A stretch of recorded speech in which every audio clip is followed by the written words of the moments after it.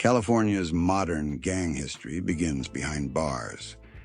In 1957, inside the Duell Vocational Institution in Tracy, California, a group of Mexican-American inmates created what would become the most powerful prison gang in state history, the Mexican Mafia, also known as La Eme. These inmates were mostly from East Los Angeles barrios, tough young men who had grown up in street gangs. In prison, they found themselves vulnerable to rival racial groups, including black and white inmates. To protect themselves and gain influence, they united. What began as survival quickly turned into dominance. La M operated on a simple but brutal code: loyalty, respect, and violence. They extorted weaker inmates, controlled gambling, and above all, seized control of narcotics distribution inside prisons. Over time, the Mexican Mafia extended its influence beyond prison walls, exerting authority over Southern California street gangs. Those who pledged allegiance became known as Sureños, soldiers of the South. By the 1970s, La M had become legendary. Their members commanded fear across California. To defy them often meant death. Yet, while the Mexican Mafia was consolidating control in the South, California's Central Valley was developing its own identity. The city of Fresno, surrounded by farmland and far from both Los Angeles and the Bay Area, was unique.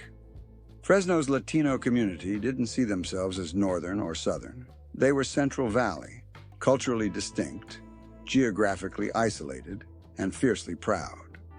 In Fresno's neighborhoods, gangs began to emerge in the 1970s.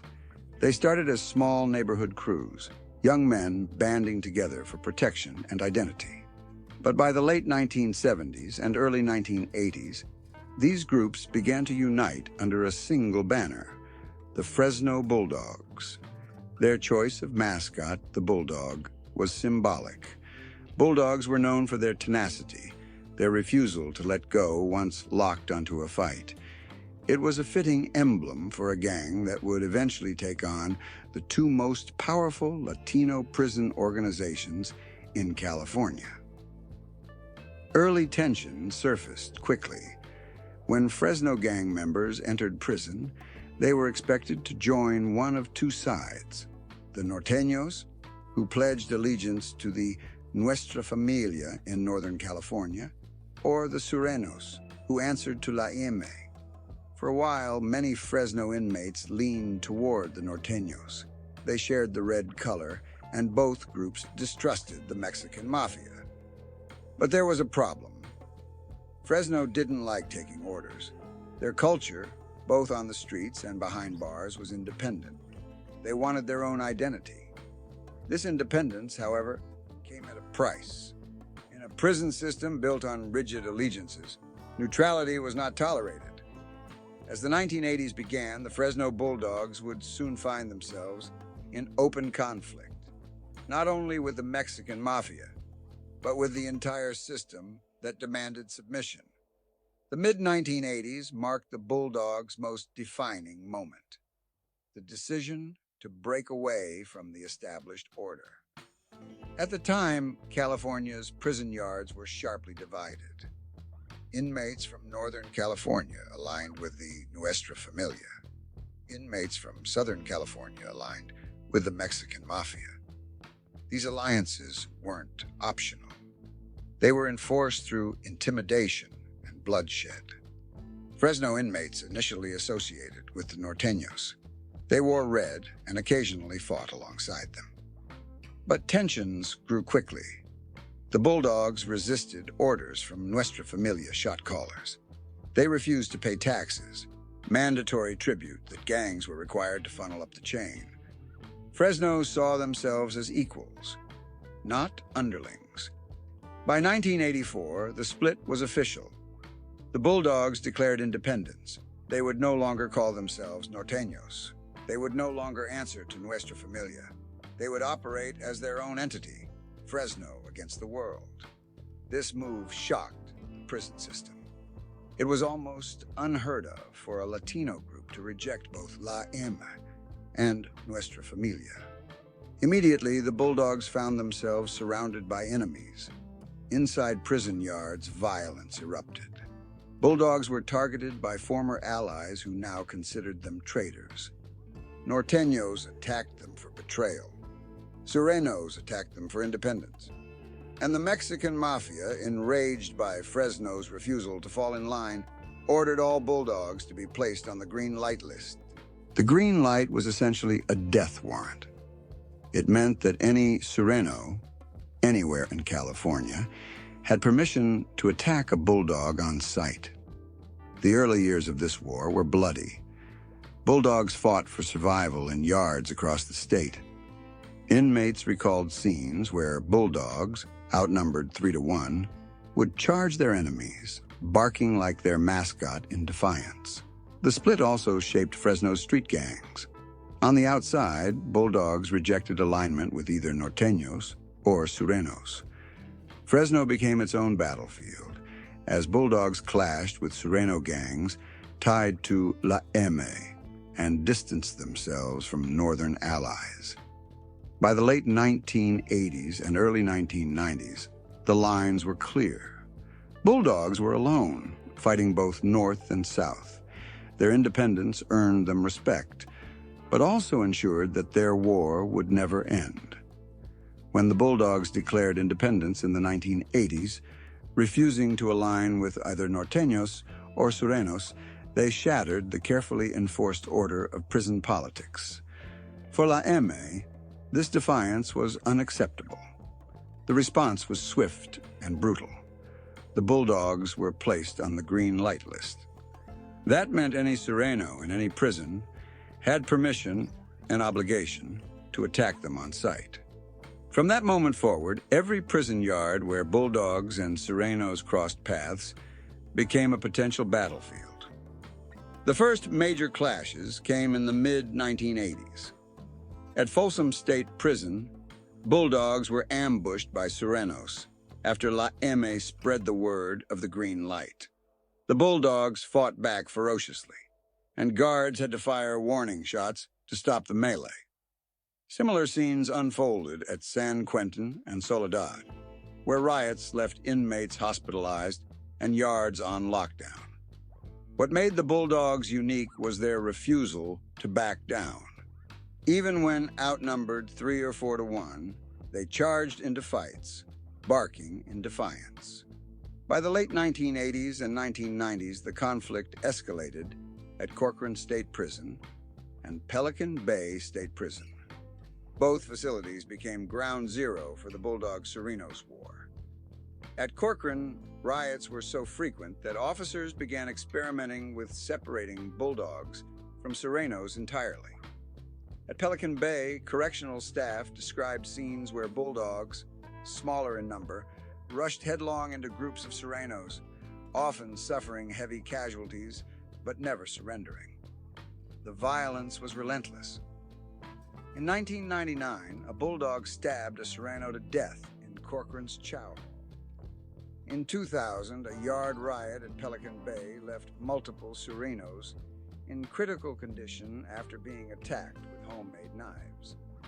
Every time the groups were placed together, blood was guaranteed. One of the most chilling details of the Bulldogs' prison wars was their war cry. Before rushing into combat, Bulldogs were known to bark like their mascot. Guards and inmates alike described the sound echoing across yards, a warning that violence was seconds away. The barking became a psychological weapon. For Sureños, it was a taunt, a reminder that Bulldogs were willing to fight, no matter the odds. For correctional officers, it was a dreaded sign that another riot was about to explode. The bark symbolized the Bulldogs' refusal to submit. They weren't fighting for dominance over the system, like La Eme or Nuestra Familia. They were fighting for their right to exist independently. By the mid-2000s, the California Department of Corrections had accepted a hard reality. The Fresno Bulldogs and Sureños could not be housed together. The violence was too extreme, the casualties too high. At facilities like Corcoran and Pelican Bay, entire bulldog-only yards were created to keep the groups apart. Bulldogs were also placed in special housing units designed to prevent contact with Serenos. But even with separation, the conflict didn't end. Whenever Bulldogs and Serenos encountered each other, in transit, in reception centers, in hallways, violence erupted. Officers described assaults carried out in seconds as Bulldogs lunged at Sereno rivals with makeshift weapons or fists. The segregation policy prevented large-scale riots, but it couldn't erase decades of hatred. The Bulldogs' survival inside California's prison system remains one of the most remarkable stories in gang history. Outnumbered by tens of thousands of Serenos, hunted by Eme's green light, and despised by Nuestra Familia, the Bulldogs should have been crushed. But their independence became their strength. Unlike Eme or Nuestra Familia, the Bulldogs had no centralized leadership. This made them resilient. Even if key members were killed or locked down, the gang continued. There was no hierarchy to dismantle. Their reputation for fearlessness also attracted recruits. Young Fresno inmates entered prison knowing that Bulldogs fought with unmatched ferocity. For many, joining the Bulldogs meant embracing that culture of defiance and ensuring that the war continued into the next generation. Today, the Fresno Bulldogs remain permanently green-lighted by the Mexican Mafia. The war continues in California's prisons, though much of the violence has been contained through segregation policies. Correctional officers still describe Bulldogs as one of the most violent, uncontrollable gangs in the system. Their bark is still heard. Their defiance still burns. The prison wars between the Bulldogs and the Mexican Mafia are more than just a gang rivalry. They represent a fundamental challenge to the order of California's underworld. Eme demands obedience. The Bulldogs refuse. And that refusal has fueled 4 decades of bloodshed. In California's prisons, where every group must choose a side, the Bulldogs remain alone, outnumbered, outgunned, but unbroken. Their war with the Mexican Mafia is not over. It may never be over. It is a war without surrender. By the mid-1980s, Fresno was erupting with gang violence. The Bulldogs controlled entire neighborhoods, especially in the city's east and central areas. Serenos, aligned with the Mexican Mafia, tried to gain footholds in the same territories. The result was a wave of shootings and drive-by attacks. Police reports from the era show that Bulldogs and Serenos exchanged gunfire on a near-daily basis. Innocent bystanders were often caught in the crossfire. A single insult, a wrong color worn in the wrong neighborhood, or even the bark of a bulldog could ignite violence. The 1990s saw an escalation. Fresno's homicide rate spiked as gang killings soared. Bulldogs targeted Serenos openly, while Serenos, following Eme's orders, hunted Bulldogs in retaliation. Entire families moved out of certain blocks, unable to live amid the gunfire. Drug trafficking made the stakes even higher. Fresno sat at a strategic crossroads for methamphetamine production and distribution. The Bulldogs fought to keep control of that lucrative trade, while Eme pushed its Sereno affiliates to seize a share. Every drug deal became another potential flashpoint. The Bulldogs carried their prison tradition of barking into Fresno's neighborhoods. Police officers recall incidents where groups of young men would bark before attacking rivals. For Bulldogs, it was a sign of unity and defiance. For Serenos, it was a provocation that demanded retaliation. Graffiti wars also spread across Fresno. Bulldogs tagged walls with paw prints, FBD, or the image of a snarling bulldog. Serenos responded with blue crosses, X3, and tributes to Eme. These markings weren't just vandalism. They were declarations of war, warnings to anyone walking those blocks. By the 2000s, the violence reached levels that city leaders could no longer ignore. In 2006, Fresno launched Operation Bulldog Bash, one of the largest gang sweeps in the city's history. Nearly 500 alleged Bulldog members and associates were arrested. The goal was to cripple the gang's street operations. But the operation also revealed the depth of the problem.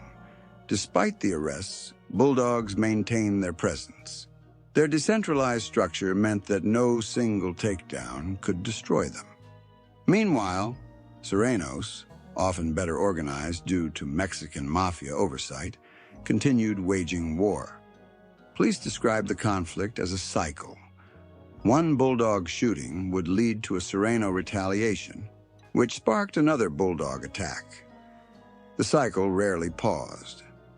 2000s to 2010, ongoing bloodshed.